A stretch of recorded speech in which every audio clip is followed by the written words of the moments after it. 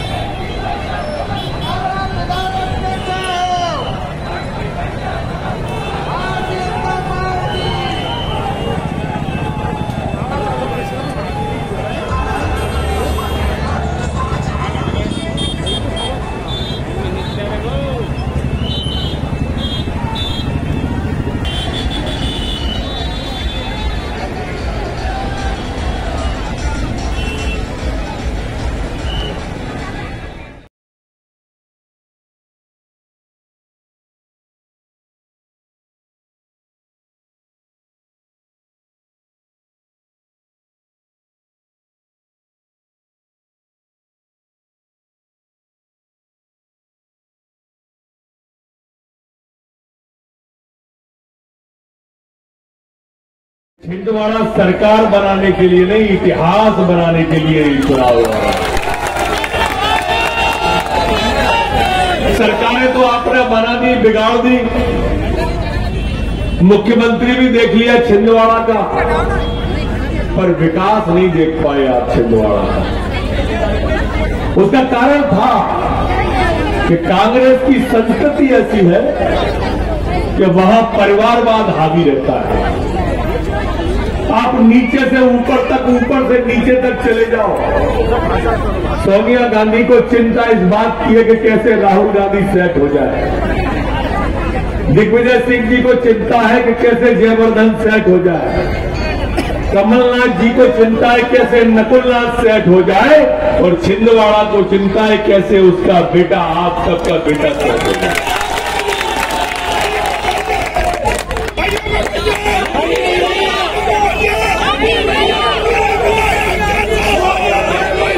मित्रों,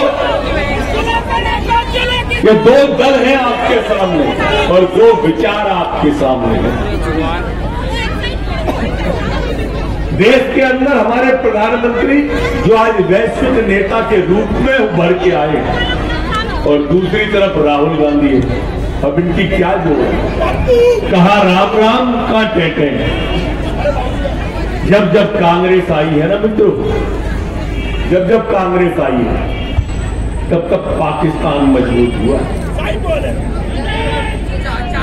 आप अंदाज करो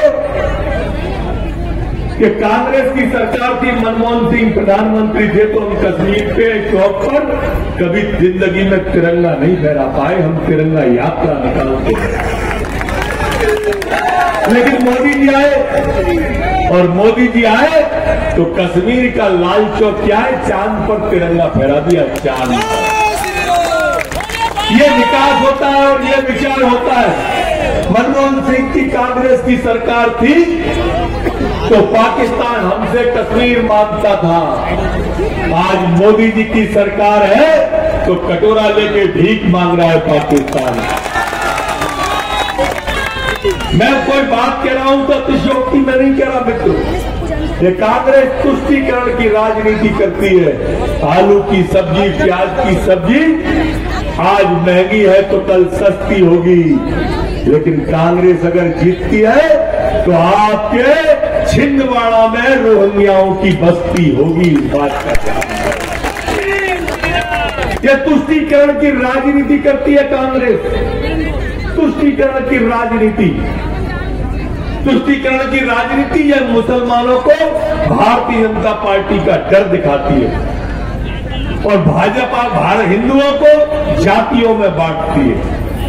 ये जनगणना की बात करते, हमारे यहाँ कैटेगराइज की बात करते, सिर्फ हिंदुओं की कैटेगरी क्यों गिनी जाएगी?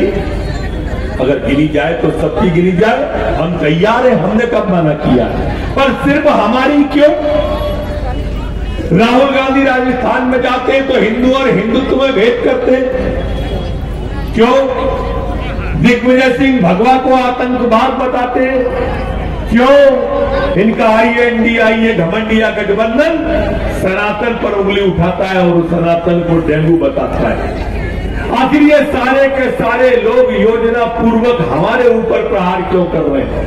हमारी आस्थाओं पर प्रहार क्यों कर रहे हैं? सोचो और आप विचार करो कि इस तरह का ये कैसे कर रहे हैं। मित्रों, ये जानते हैं कि तुष्टीकरण की राजनीति करके हमको विभाजित कर सकते हैं। ये विभाजन का दौर नहीं, विकास का दौर है। आज विश्व में मोदी जी का परचम फहरा रहा है, मोदी जी का परचम। G20 की अध्यक्षता भारत ने की। जो हमारे मसले विदेशों में निपटा करते थे, आज विदेशों के मसले हिंदुस्तान में मोदी जी निपटा रहे हैं। भारत माता के माथे को विश्व में गौरवान्वित किया, तिरंगे को सम्मानित किया।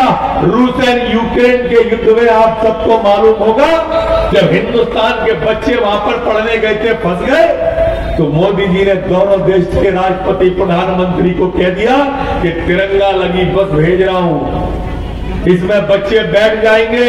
बच्चों से कहा तिरंगा लगी बस में बैठ जाना, कह देना मोदी के बच्चे हैं, भारत के बच्चे हैं, और दोनों की सीमाओं पे कह दिया सेनाओं पे तिरंगा लगी बस में कोई गोली नहीं चला दे।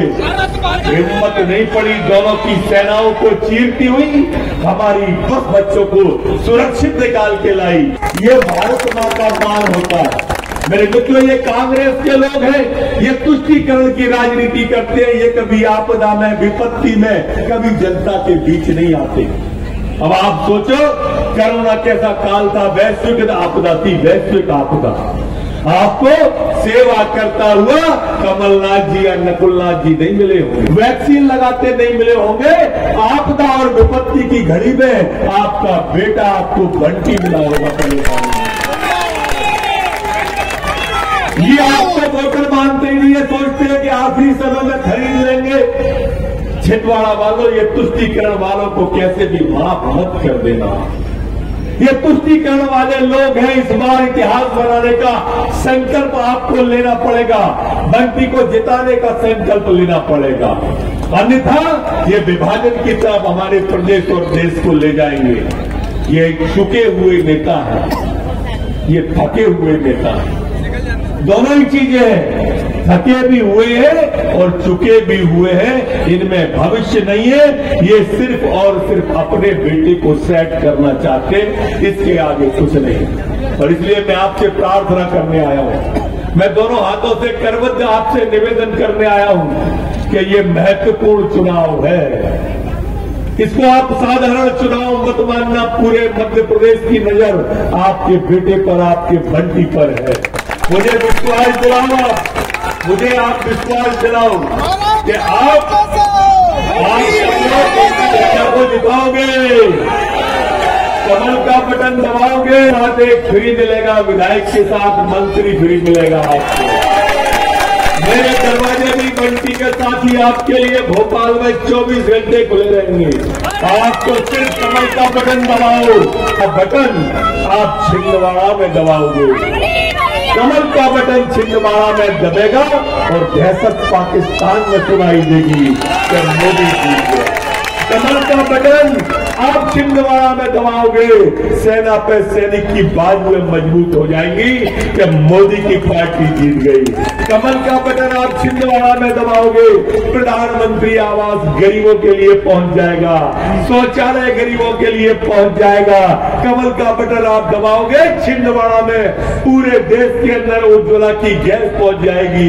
ये बंटी नहीं है, मोदी जी का प्रतिनिधि है, कमल का फूल है। बहुत बहुत धन्यवाद।